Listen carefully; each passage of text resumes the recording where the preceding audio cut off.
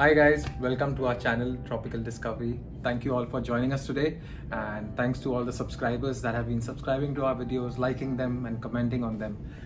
So today we are here to discuss about the 5 main things that you should consider as the person who wants to start an aquarium before you go and actually go to the fish shop or your pet shop, local pet shop, and start purchasing things. So there are these 5 things which I would like you to sit down, consider and take down points on before you go and make that purchase. So the first point we are going to go ahead is obviously cost and money that you're going to spend behind these aquariums.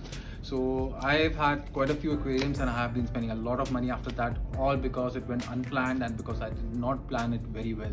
So the first thing that you guys need to do really is, at this point, sit down, make notes of what you need and actually go to the cost part of it, find out from your local fish shops or maybe from Amazon, compare these prices and see where you can save your money, where you get a better deal or a better equipment or better accessories for your fish tanks. So that's point number 1 for you. So number 2, guys, we have maintenance time. So we do spend a lot of times on these tanks, maintaining them, keeping them clean, changing water, trimming our plants, and all sorts of things that we have to do. So you guys really need to sit down and consider the time that you will have to put into these tanks.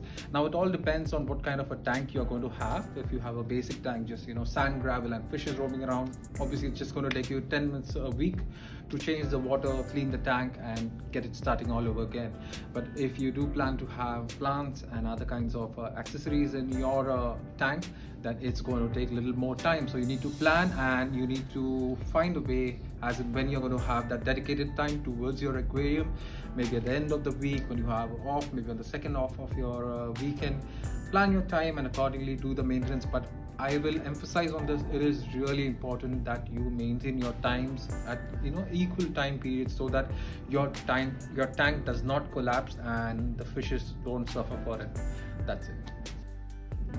So guys, at number 3 we have space and mobility. When I say space and mobility, that's for the space that you need to plan in your house or at a dedicated place that you are planning to have your aquarium set up at.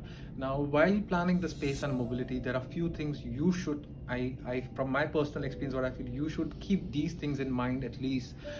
First of all, if you have a tank, obviously you're going to have some equipment with it, like your filter system, your LED lights or your heater, and all of this will need a plug socket to be plugged in.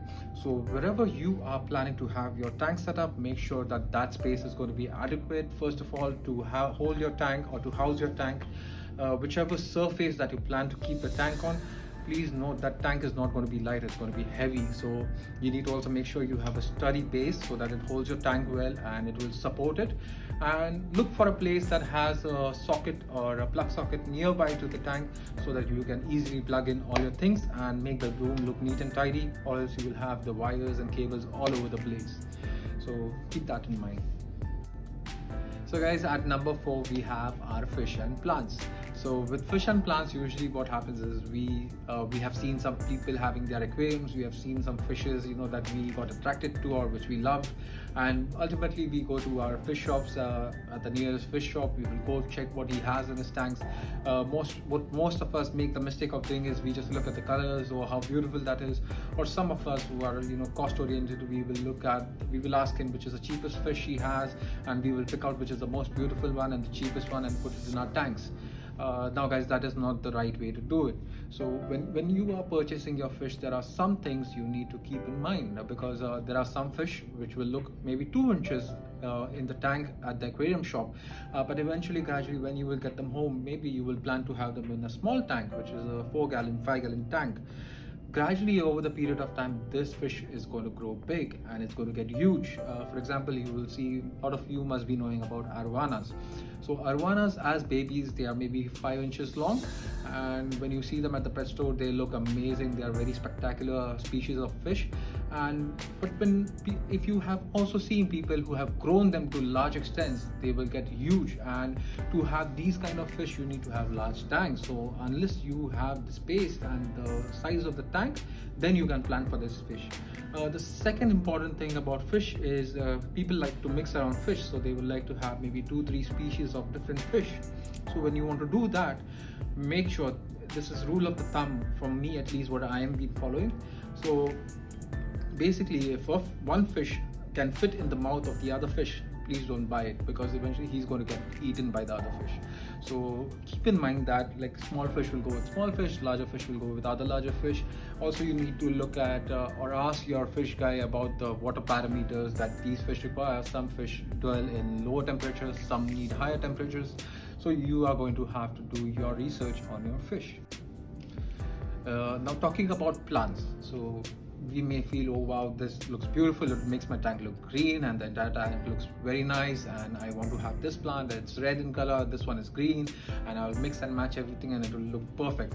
But we need to consider a lot of things with plants as well, guys, because there are many plants that you will get at your fish shop. Now some of them are which are grown outside the water in basic terms, and some which are grown inside, submerged in the water. So both these plants will act very differently. A lot of the plant farms that are out there for the aquatic plants, so that they can have higher crop rates and grow their plants at a faster rate, they will have a lot of plants growing outside in the external environment, which is not in the water. So these plants will grow very fast outside and they will sell them off. But when you will put them in your tank, the leaves will start melting, the stems will start melting. So you have to be careful. But if the leaves are melting, it doesn't mean that the plants are not good. They sell the plants for the roots, not the plant itself. So the roots are the one which are well developed. So these roots will eventually grow out new leaves, new stems for you, and they will eventually work out. So you have to wait, you have to give time. Patience is key over here. You will have to wait for these plants to grow. There are some plants that demand CO2 systems in the tank. So if you don't plan to have a CO2 system, make sure you ask the fish shop guy, does this plant require a CO2 system dedicated, or can it run without a CO2? So make sure when you're getting plants, try and avoid the ones which require CO2, because they are high maintenance plants, and without CO2 they will all just die off. So guys, coming to our fifth and final point for this video is your materials. Now obviously when I speak about materials, when we are planning an aquarium, we have a design in mind, or we have seen something that we want to replicate in our tanks at home, and we want to build those tanks exactly as I have seen in the photo or somebody's house.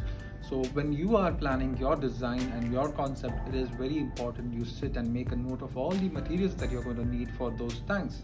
So you will have driftwoods, you will have stones, you will have plants, you will have soil. Soil also, there will be different kinds of soil, so you need to plant. If it is a planted tank, you need planted tank soil. If it's going to be without plants, then you can just use anything you prefer. So materials is also very important, guys. So please make sure you sit down, make a note, so that when you go to the pet shop, you already have your things in mind, and you can just go one by one on your list and purchase all these things. So guys, thanks to everyone for coming and watching this video. Please do give a thumbs up if you like this video, subscribe to our channel down below, and do keep watching us. Thank you.